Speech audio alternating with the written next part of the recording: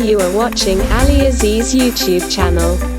Designed for manufacturing and assembly, DFM/DFA.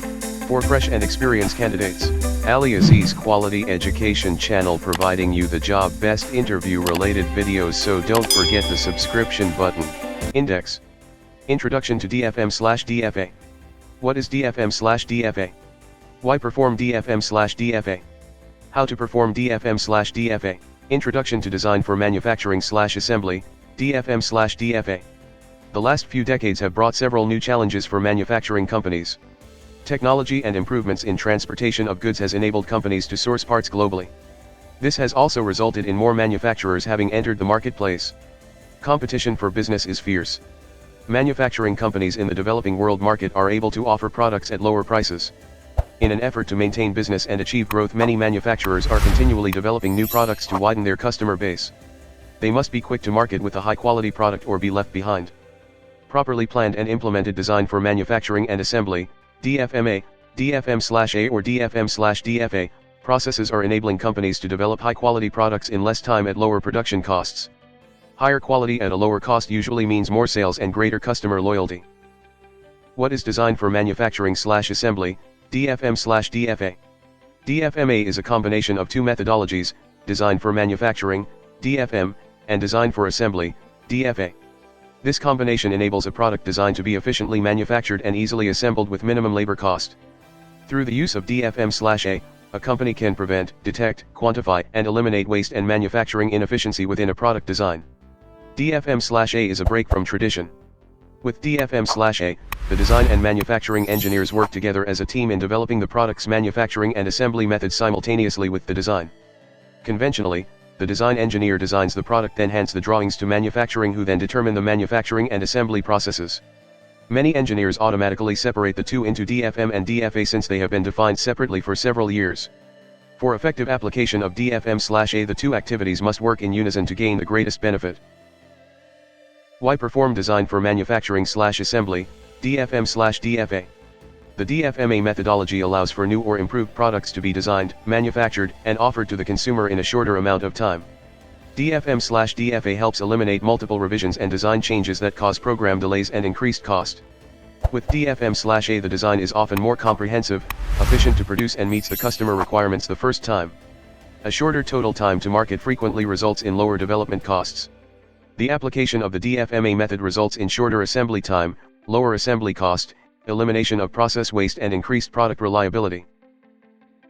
How to perform design for manufacturing/assembly, DFM/DFA. Many companies today are integrating the DFM and DFA practices through design and manufacturing teamwork. The design for manufacturing, DFM, and design for assembly, DFA, techniques are two different classifications. DFM techniques are focused on individual parts and components with the goal of reducing or eliminating expensive, complex, or unnecessary features which would make them difficult to manufacture. DFA techniques focus on reduction and standardization of parts, sub-assemblies, and assemblies. The goal is reduce the assembly time and cost. But if you think about it, they must be integrated to prevent one from causing negative effects on the other. The designer may seek to combine parts to reduce assembly steps, quantity of parts, and hardware. If the resulting parts are difficult or expensive to manufacture, then you have gained nothing. We must work together to accomplish both goals. The principal goals for simultaneous DFM/A are detailed below. Reduce quantity of component parts and simplify part design. The designer should review the assembly design part by part and determine if any part can be eliminated or combined with another part.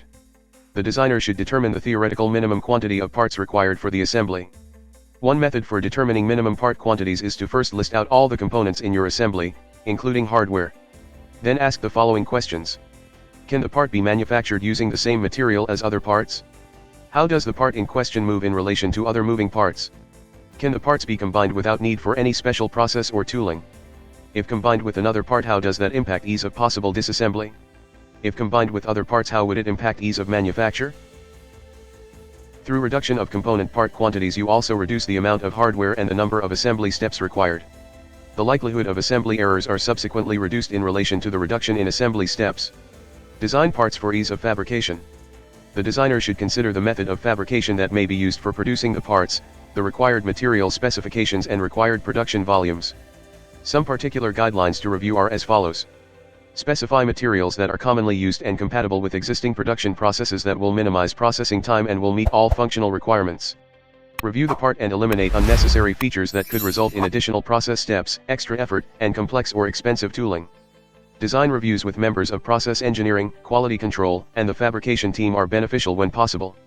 In most cases, the meetings result in a few changes to the design that increase utilization of existing tools or improve machine utilization, preventing the need for capital expenses for special tools.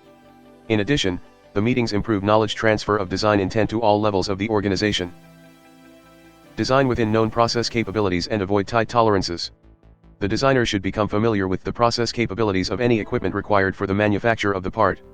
In addition, review current process controls to assure that any special characteristics, KCCs or KPCs, can be monitored. Avoid tight tolerances beyond the proven capability of the manufacturing processes.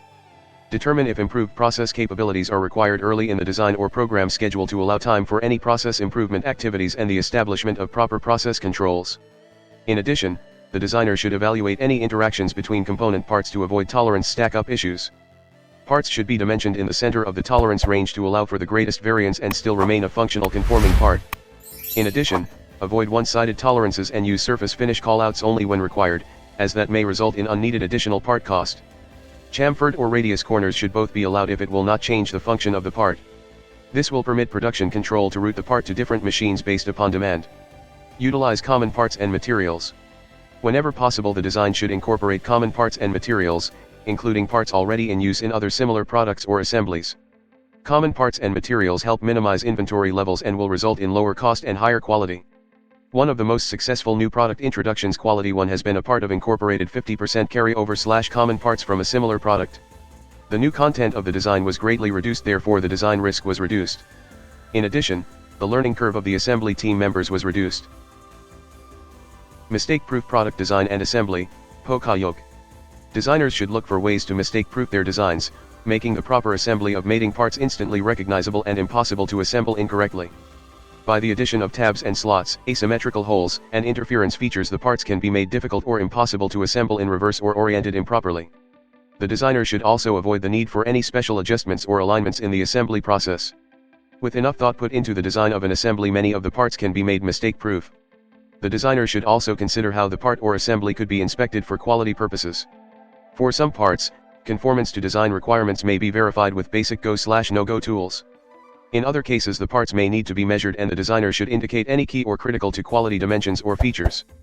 Handling requirements and part orientation. The design engineer should consider how the parts are going to be handled and oriented during the manufacturing and assembly processes.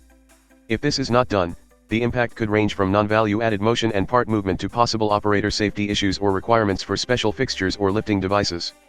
There are several basic principles that can be applied to improve parts handling and orientation. A few examples can be found below.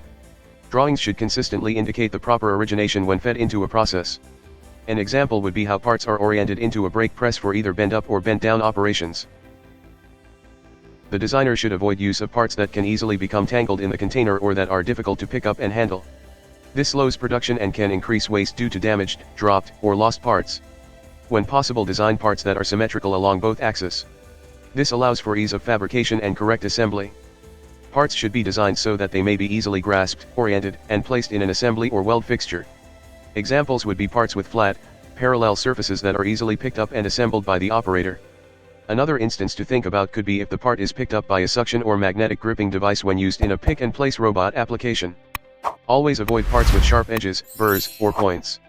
Use radii and chamfers when possible to reduce chance of operator injury. Avoid heavy or oversized parts that will require lifting devices or may increase worker fatigue and risk of injury. Always consider assembler and operator safety in all designs. When designing a workstation, it is good practice to plan for minimum worker travel time. Minimize the distance to access and move a part or assembly. A good rule of thumb is that most components should be within 2 steps from the point of assembly and common hardware and tools within easy reach. Design for ease of assembly. There are many methods to design for ease of assembly. When designing for assembly, remember, the simpler the design, the easier it is to assemble. The designer should consider where the assembly is going to be performed and the tools or equipment that will be available. For example, if the product is sold as a kit and assembled in the field by the customer, it is different than if it will be assembled on an assembly line or in a work cell. There are many guidelines for ease of assembly. The following list contains some examples. Incorporate simple patterns of movement in your assembly process and minimize steps. If that is not possible, consider breaking it down into logical sub-assemblies. Avoid multiple set UPS or reorientation during the assembly process. This creates wasted movement and time. Parts should incorporate lead-in features and sham FERS. This allows for easier insertion of pins or bolts. Design the product so it may be assembled from the bottom up using gravity to your advantage. Always allow for adequate tool clearance and assure the operator can see what they are assembling, with no hidden interfaces or attachment points. Limit the variety of hardware sizes and configurations in an assembly. This will help prevent incorrect hardware being used or used in the wrong location. Example, one design recently observed utilized one size and type of self-tapping screw for every sub-assembly and the parent assembly. Only one type of hardware was required in the production cell. Reduce/eliminate flexible parts and interconnections. The designer must consider the usage and environment in which the product will operate. Many product failures are due to the component parts not being robust to the application. Let's look at one example. There was a display system that operated a piece of equipment used outdoors which has inherent vibration during operation and experiences heavy usage. The displays were failing due to a fragile ribbon cable that became brittle over time and would break. It was also found that the cable connectors did not lock into place and would sometimes vibrate out, breaking the connection. The product was redesigned to include a locking connector attached to a temperature-resistant cable robust to the operating environment. Here are a few ideas to think about. Design for use of robust connectors and connection points. Avoid flimsy flexible cables, tubing and gaskets when possible. Minimize the use of wire harnesses, instead design boards that stack and slash or plug directly to one another when possible. Utilize direct drive instead of pulleys and belts. When harnesses are used, error-proof the connectors by using unique connectors that cannot be attached in the wrong orientation or to the incorrect mating connection. Incorporate easy and efficient fastening methods. Threaded bolts, washers, and nuts are time-consuming to assemble. If they are required, consider weld nuts or nuts that are captured in the part. The designer must look at alternative methods of attachment. Minimize the variety of hardware required for assembly. Consider the use of connections integrated into the parts such as snap fit or tab and slot. Evaluate other bonding techniques with adhesives. Match fastening techniques to materials and product functional requirements. Consider ease of disassembly for service and repairs. Modular product design. Modular design is becoming more prevalent in many industries. It has various advantages for the manufacturer, the dealer, and the customers. Some of the advantages to modular design are listed below. Modules help minimize cost by reducing the number of different parts within a family of products. Modules may result in shorter learning curves when new employees require training on the assembly of the products. In some cases, it allows the manufacturer to balance production throughout the year based on projected seasonal sales. In addition, the dealer can stock most sold items for fast delivery to customer. Customized combinations of the modules can be delivered to the site and installed quickly. Modules allow for greater outsourcing of parts and assembly modules, freeing up manufacturing capacity and increasing the number of products delivered on time. Modules provide for easy and quick installation of products at the site, saving labor and time.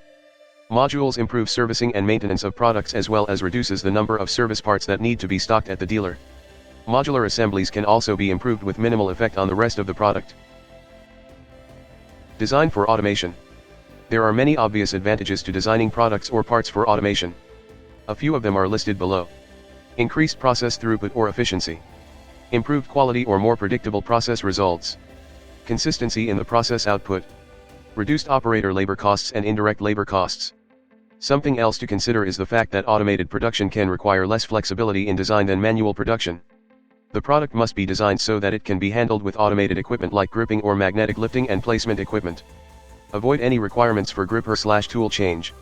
You must also use self-locating parts, simple parts presentation devices, and avoid the need for clamping or securing parts during assembly or processing. Design for manufacturing and design for assembly are both important and often interwoven and referred to simply as DfM/A. The primary goal is to design a product and process to be as efficient as possible. Whether a product is assembled by machines or by operators, the designer and the mechanical engineer should work together to ensure that labor cost, overhead and materials are reduced as much as possible. We should always strive to produce a quality product the first time and every time, and design for manufacturing and assembly can help. When DfM/A is applied, your company can run at higher profit margins, with higher quality and at a greater level of efficiency.